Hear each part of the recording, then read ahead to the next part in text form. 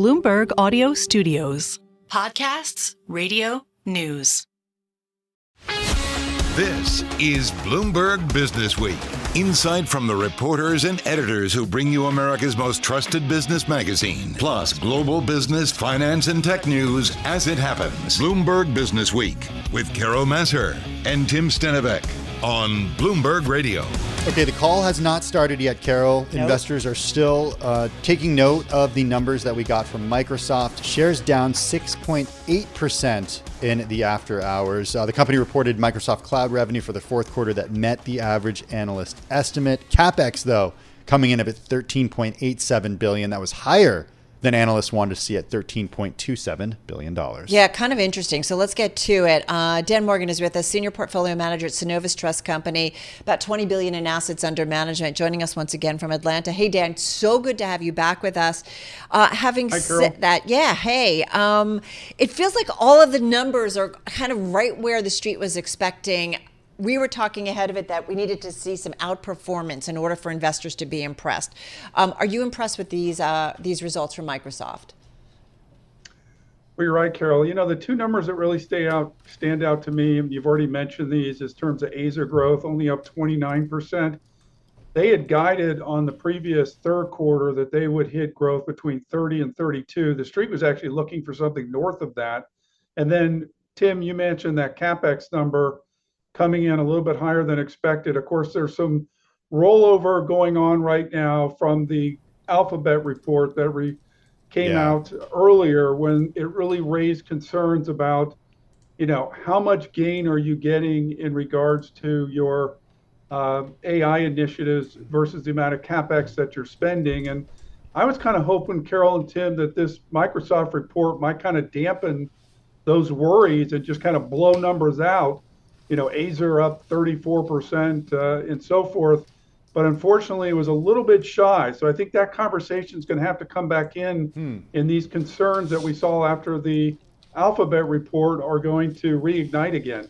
Yeah, shares down 6.6% right now.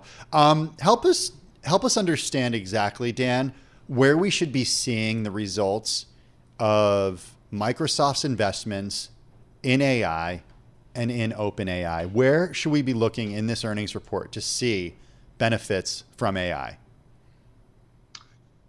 Well, foremost is in the data center, right?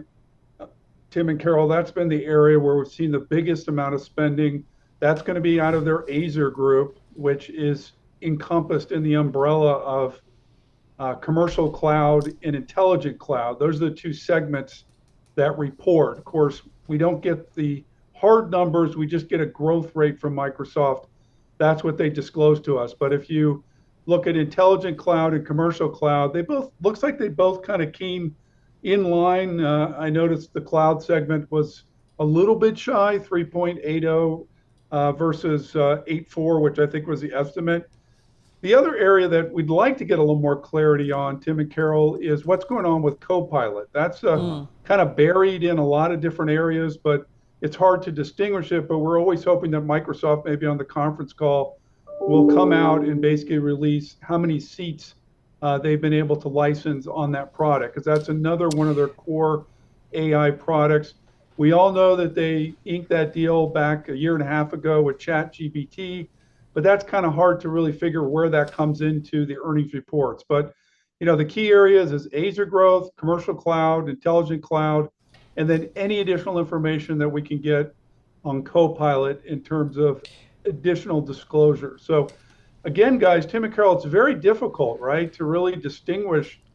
You know, we look at these segment data points that came in on this, headlines coming through. It is very hard to distinguish exactly where all this CapEx is impacting in regards to AI initiatives. So wait, you just threw a lot at us. So what is the question to Microsoft in the aftermarket or on the analyst call, Dan, to kind of get more clarity to try and figure out if the AI spend is maybe not living up to expectations or it is slowing down? Right. So if we look back, for example, Carol and Tim, and we look at the last quarter, they came out and specifically said that Azer was positively benefited about 700 basis points compared to 600 basis points in the second quarter in terms of increased growth coming out of the data center unit, which is huge for them. That's huge recipe for their overall growth.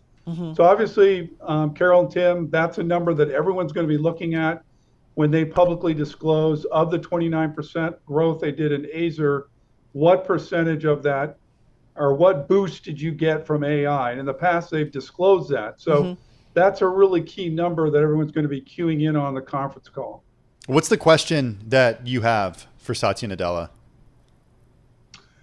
Well, I think, again, just trying to weigh out CapEx expense, where is it going? I mean, let's be honest, Carol and Tim. I mean, you're looking at a company that's going to probably spend about $50 billion in CapEx. So everybody wants to know what kind of ROI are you getting from that? And at this point, we really haven't seen a lot of ROI from anybody.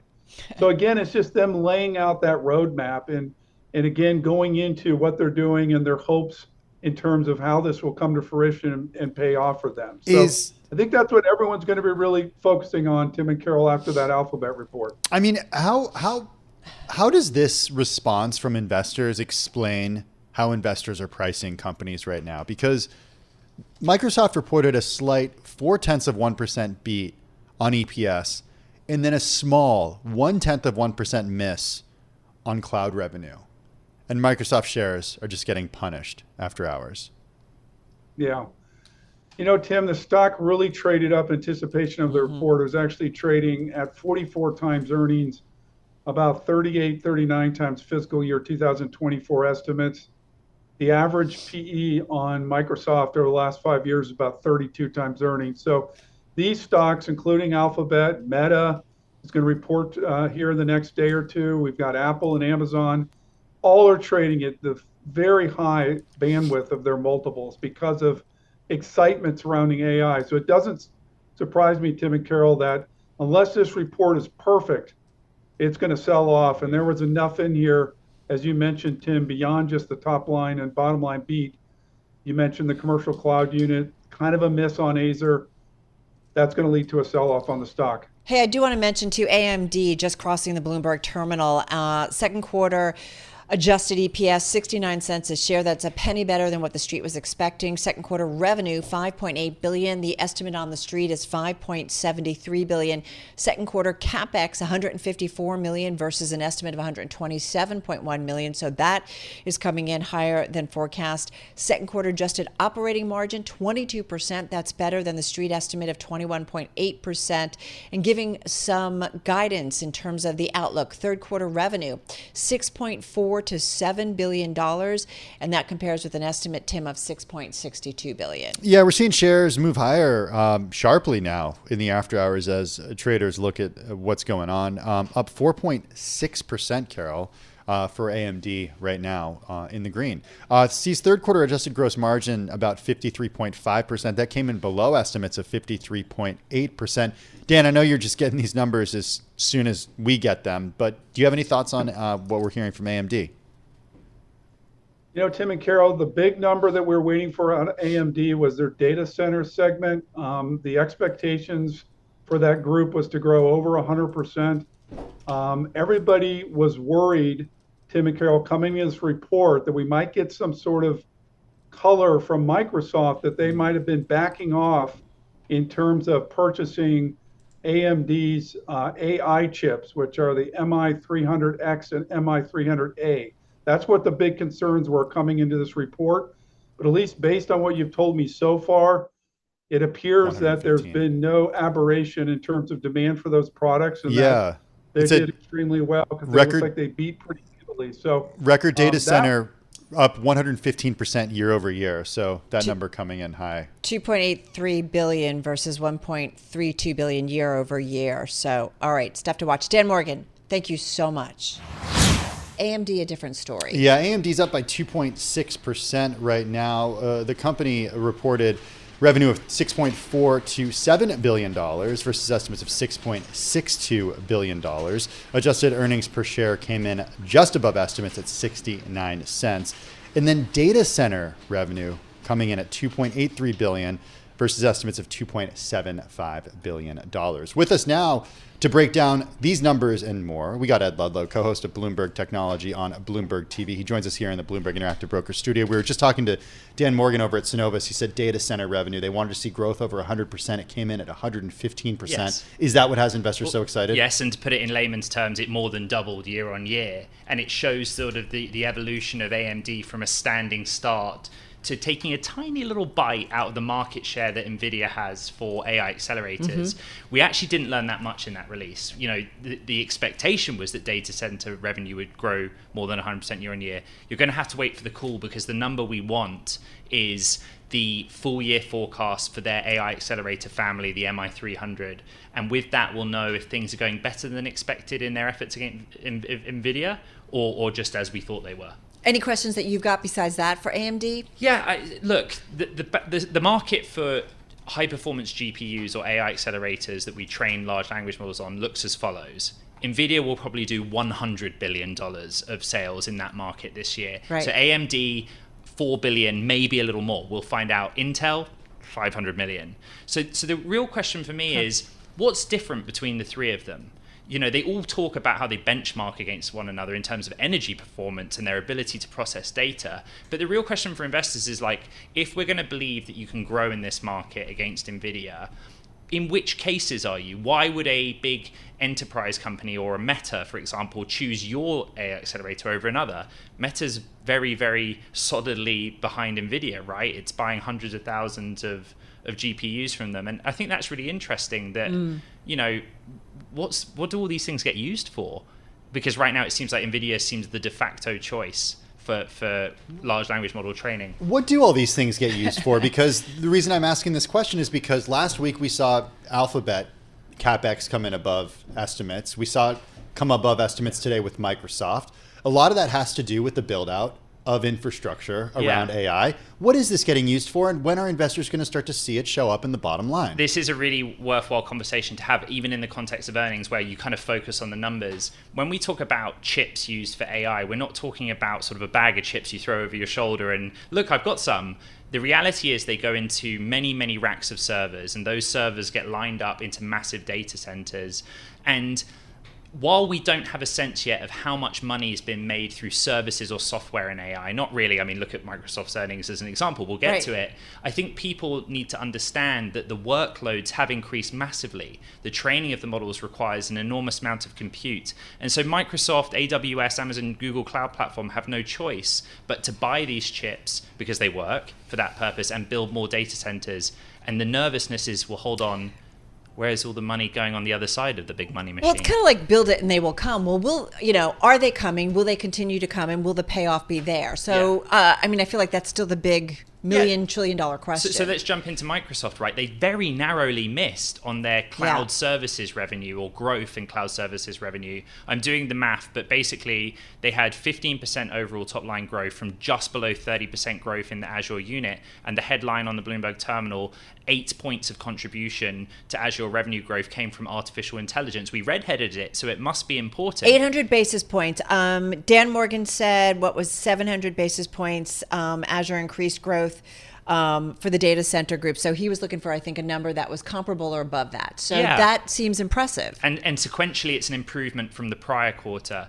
But it doesn't really tell us anything. And this is what I mean by the money machine. So CapEx is the money going in. It's the number of dollars Microsoft spends. Right. But what we don't have a good, clear layman's explanation is how many dollars are coming out the other side. You'd hope it was several more dollars for every dollar you put in. Right. Cloud growth's important, but AI contribution can mean many things. It can mean running workloads or storing data or doing all kinds of things. It's not evidence of sales of a generative AI tool.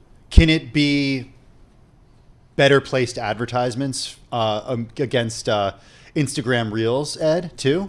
So this is why I think a lot of people are very interested in Meta, because we've talked a lot about how in the first half of this year, the majority of the gain on the S&P 500 is attributable to those Mag 7 names. The idea that we believe the infrastructure will pay off in top-line growth and in EPS growth, even if they have stretched valuations. A lot of investors I speak to see a point of difference in Meta. They're making all the same infrastructure investments. They're a developer of large language models with open source.